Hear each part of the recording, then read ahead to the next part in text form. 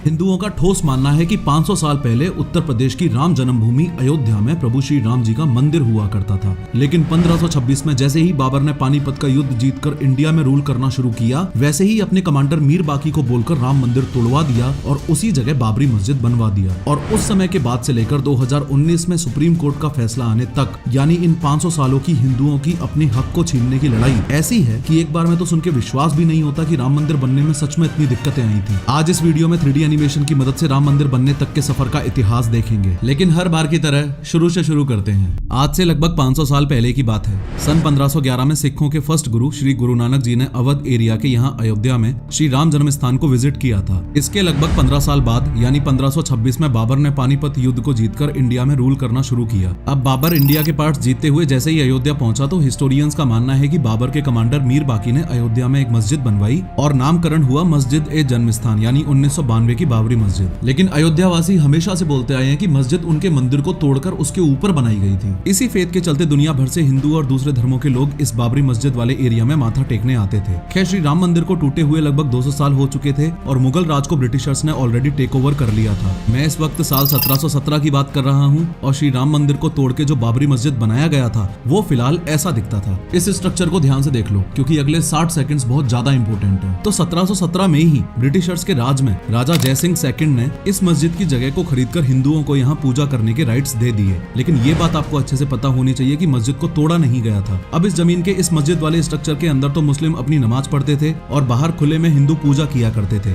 एक बात ये भी याद रखना कि इस वक्त 1717 में इन दोनों एरियाज के बीच में फेंसिंग तक भी नहीं हुई थी। हिंदू और मुस्लिम दोनों पक्षों को इस तरह से वर्शिप करते करते लगभग 125 साल और बीत गए और ये कहानी सन 1853 में एंटर कर जाती है। इस विवादित जमीन को लेकर दोनों पक्षों में धीरे धीरे बैर बढ़ता गया और फाइनली 1853 में इस मस्जिद और मंदिर वाली विवादित जगह पर फर्स्ट रिकॉर्डेड कम्युनल क्लैश हुआ। अब बार बार कम्युनल क्लैशेस हुआ करते थे तो ब्रिटिशर्स इस जमीन पर प्रेयर करने से रोक लगा देते थे और हिंदू मुस्लिम्स का आन जान यहाँ बंद कर दिया जाता था। अब कुछ ऐसी ही सिचुएशन थी और साल 1858 की बात है। एक दिन 25 से ज्यादा निहंग सिख और एक बैरागी जबरदस्ती इस एरिया के अंदर आकर हवन करने लगते हैं और साथ में यहाँ मौजूद दीवारों पर श्री राम नाम के स्लोगन्स लिख देते हैं। जैसे ही मुस्लिम पक्ष को इस इंसिडेंट के बारे में पता चला, वैसे ही उनमें से एक बंदा सैयद मोहम्मद खातिब पास के ही थाने में एक रिटर्न एप्लीकेशन ये लिखते हुए देता है कि मस्जिद ए जन्म स्थान पर कुछ लोगों ने घुस के तोड़फोड़ की है और नियमों का उल्लंघन किया है। एक बात और याद रखो कि उस दिन से पहले यहाँ राम चबूतरा नहीं हुआ करता था, लेकिन ये 25 से ज्यादा निहंग सिख और एक बैरागी जब जबरदस्ती इस एरिया में घुसे थे तो उसी दिन इन्होंने यहाँ राम चबूतरा भी बना दिया था।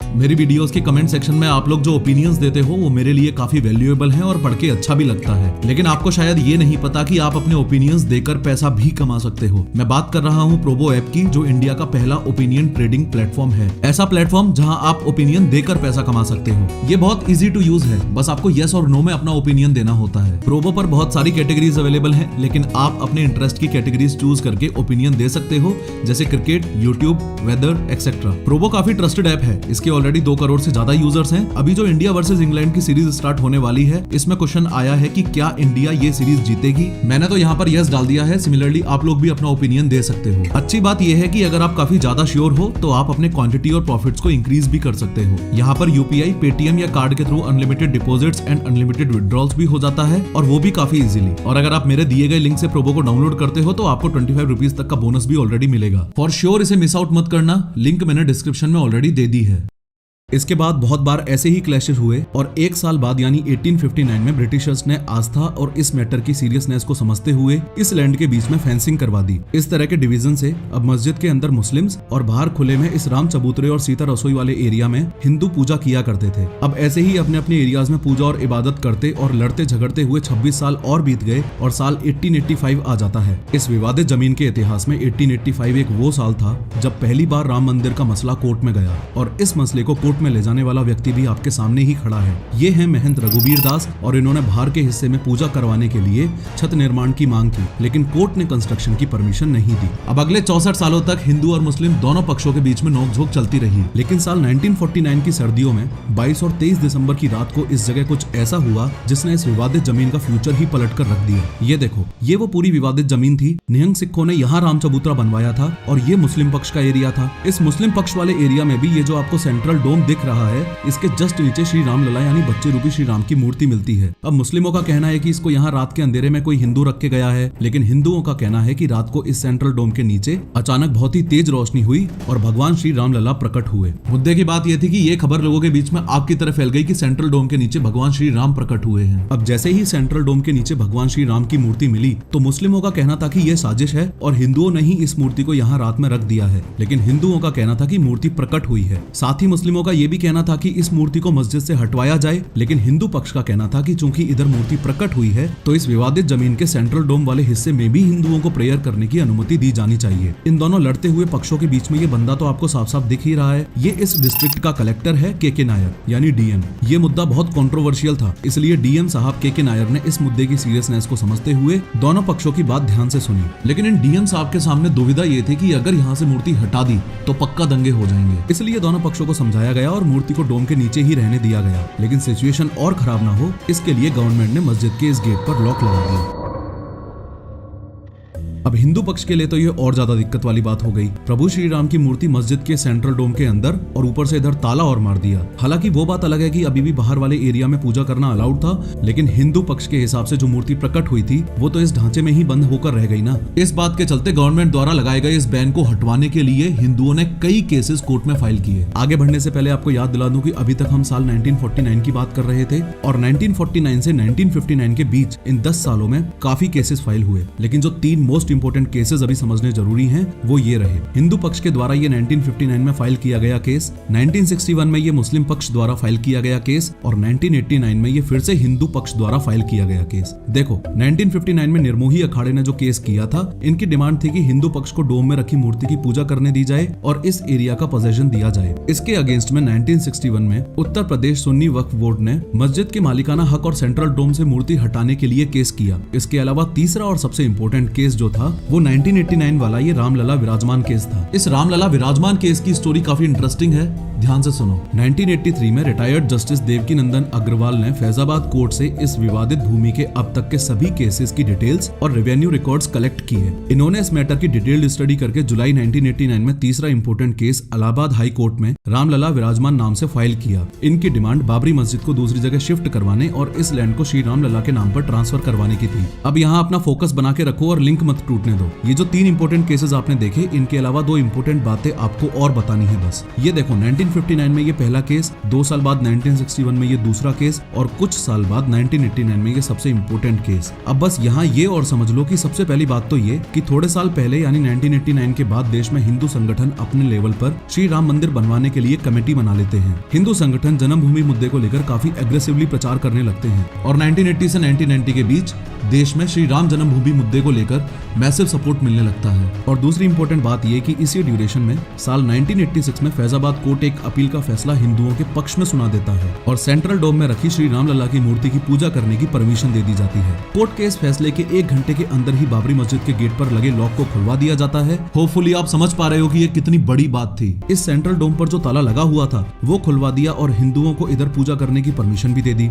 अब इस फैसले से मुस्लिम पक्ष काफी नाराज हुआ और उन्होंने बाबरी मॉस्क एक्शन कमेटी बनाकर इस कमेटी को मस्जिद की लीगल बैटल का जिम्मा सौंप दिया। प्लस हिंदुओं को परमिशन मिली वो अलग, उसके अलावा विश्व हिंदू परिषद ने कई हिंदू ऑर्गेनाइजेशंस और लोगों के साथ नवंबर 1989 में इस मस्जिद के बिल्कुल पास वाली जमीन पर मंदिर की नींव रख दी। इन सभी बातों के चलते इस विवादित जमीन को लेकर हिंदू और मुस्लिम पक्ष की लड़ाई ने जानलेवा रूप ले लिया। इस कहानी की शुरुआत में वो भी एक सिचुएशन थी जब हिंदू और मुस्लिम पक्ष ने बिना फेंसिंग के पूजा करना शुरू किया था। फिर 500 सालों में समय ऐसा बदला कि साल 1989 में अब तक राम मंदिर विवाद को लेकर हजारों दंगे हो चुके हैं और हजारों हिंदू और मुस्लिम्स अपनी जान गंवा चुके हैं। 6 दिसंबर 1992 को हिंदुओं ने जब बाबरी ढांचा तोड़ दिया, उस दिन और कांड के आसपास के समय की कहानी दिल दहला देने वाली है। इसी professor of how YouTube channel पर आने वाली नेक्स्ट वीडियो में लाल कृष्ण अडवाणी की विशालकाय रथ यात्रा से लेकर बाबरी डिमोलिशन तक, नू की गौशाला में गायों के गले में टायर डाल के जिंदा जलाने से लेकर मुलायम सिंह यादव के द्वारा कार सेवकों पर ओपन फायरिंग करवाने तक सब कुछ बहुत डिटेल में बताने वाला हूँ। टाइमली नोटिफिकेशंस के लिए चैनल को सब्सक्राइब जरूर कर लेना। खैर समय बीतता गया और साल 2002 आया। अटल बिहारी वाजपेयी सरकार ने राम मंदिर विवाद को आपस में सुलझाने के लिए अयोध्या सेल नाम से एक मीडिएशन पैनल बनाया, जिसमें कुछ सीनियर ऑफिशियल्स ने दोनों पक्षों से कई बार बात की, लेकिन बात नहीं बनी। कोर्ट से बाहर बनती न देख और अभी तक देश भर में इस मैटर की वजह से हुए दंगों को देखते हुए अप्रैल 2002 में इलाहाबाद हाई कोर्ट के के 3 जजेस की बेंच ने धार्मिक स्थल के मालिकाना हक के केसेस की सुनवाई शुरू की। दोनों पक्षों ने काफी सबूत पेश किए, लेकिन अभी भी इलाहाबाद हाई कोर्ट जजमेंट पर पहुंच नहीं पा रहा था। तो जनवरी 2003 में हाई कोर्ट ने आर्कियोलॉजिकल सर्वे ऑफ इंडिया यानी ASI को इस विवादित जमीन की एक बार फिर से खुदाई करने को कहा। ASI द्वारा इस जगह की गई पहले की खुदाइयों में हिंदू मंदिर होने के सबूत मिले थे, लेकिन कुछ एजेंडावादी हिस्टोरियंस ने सालों तक एक फेक नैरेटिव चलाया और प्रिंट मीडिया की हेल्प से बढ़ चढ़ के लोगों को ये परोसा कि अयोध्या में ASI की खुदाई में कुछ नहीं मिला। लेकिन regional director of ASI Shri के मोहम्मद जी ने इंडियन एक्सप्रेस न्यूज़पेपर के जरिए जनता को बताया कि ASI को अयोध्या में विवादित जमीन की खुदाई में मंदिर होने के पुख्ता सबूत मिले हैं। इसके साथ अपनी कम्युनिटी के लोगों के लिए एक संदेश दिया कि अयोध्या हिंदुओं के लिए उतना ही पवित्र स्थल है जितना मक्का मदीना मुस्लिम्स के लिए। तो मुस्लिमों को बाबरी मस्जिद की ये जगह वॉलंटरीली हिंदुओं को गिफ्ट कर देनी चाहिए। उसमें मैंने एक चीज और जोड़ा है, मैंने कहा this is as important for Hindus as Mecca and Medina are for Muslims. Hence Muslims should have willingly handed it over for Hindu community to construct a huge Rama temple. In statements के बाद मिले threats की वजह से इनको अपना शहर छोड़ के नॉर्थ इंडिया में शिफ्ट होना पड़ा था। अब 2003 में ASI को खुदाई में बाबरी ढांचे के बिल्कुल नीचे 17 से ज्यादा हिंदू साइन वाले पिलर्स, इस तरह के दर्जनों पिलर स्टैंड्स, टूटी हुई मूर्तियां जैसा आप इमेज में देख सकते हो, ये सब मिला। इसके अलावा सबसे हैरान करने वाली चीज जो मिली वो थे ये 2 कंकाल, वो भी इस डोम एरिया के सरफेस से सिर्फ 8 इंच नीचे। जब इन कंकालों और मंदिरों के इन अवशेषों पर रिसर्च की गई तो पता चला कि इसी जगह पर 12th सेंचुरी में मंदिर था और मंदिर के ऊपर मस्जिद बनाई गई थी। लेकिन ये पक्का नहीं है कि मस्जिद को बनाने के लिए मंदिर तोड़ा था या टूटे हुए मंदिर पर मस्जिद बनाई गई थी। फाइनली 30 सितंबर 2010 का वो दिन था जब इन तीनों केसेस को क्लब करके इलाहाबाद हाई कोर्ट ने विवादित जमीन पर अपना फैसला सुनाया। इस फैसले में इलाहाबाद हाई कोर्ट ने इस 2.77 एकड़ लैंड को सब में बांट दिया। इसमें मूर्ति वाला पार्ट श्री रामलला विराजमान के नाम, सीता रसोई और राम चबूतरा निर्मोही अखाड़ा और रेस्ट 1/3 मुसलमानों को दे दिया। मई 2011 में सुप्रीम कोर्ट ने इलाहाबाद हाई कोर्ट के इस फैसले पर यह कहते हुए रोक लगा दी कि जजमेंट में किसी भी पार्टी को वो नहीं मिला जो उनकी डिमांड थी। इसके 5 साल बाद 2016 में श्री राम मंदिर निर्माण के लिए सुब्रमण्यम स्वामी ने सुप्रीम कोर्ट में केस फाइल किया और मार्च 2017 में जस्टिस केहर सिंह ने इस डिस्प्यूट को कोर्ट के बाहर आपसी सहमति से सुलझाने की सलाह दी। लेकिन यह मुद्दा इतना पेचीदा था कि इसको कोर्ट के बाहर आपस में सुलझाना संभव नहीं था। इसलिए 6 अगस्त 2019 से 14 अक्टूबर 2019 तक 40 दिनों की हियरिंग के बाद सुप्रीम कोर्ट अपना जजमेंट रिजर्व कर लेता है और पार्टीज को मोल्डिंग ऑफ रिलीफ सबमिट करवाने के लिए बोल देता है। मोल्डिंग ऑफ रिलीफ का मतलब है कि इस केस के थ्रू जिस भी पार्टी ने अपना क्लेम मांगा है, अगर उस पार्टी को वो ना मिले तो उसके ऑल्टरनेटिव में उन्हें क्या चाहिए। ASI की रिपोर्ट और तमाम सबूतों के बेस पर 9 नवंबर 2019 को सुप्रीम कोर्ट ये विवादित 2.77 एकड़ भूमि श्री रामलला विराजमान को दे देता है और मस्जिद के लिए अयोध्या में दूसरी जगह 5 एकड़ जमीन सुन्नी वक्फ बोर्ड को दी जाती है। खैर, इस वीडियो में मैंने 3D एनिमेशन की मदद से बताया है कि भव्य राम मंदिर एग्जैक्टली कैसा दिखाई देगा। क्लिक करो और जरूर देखो।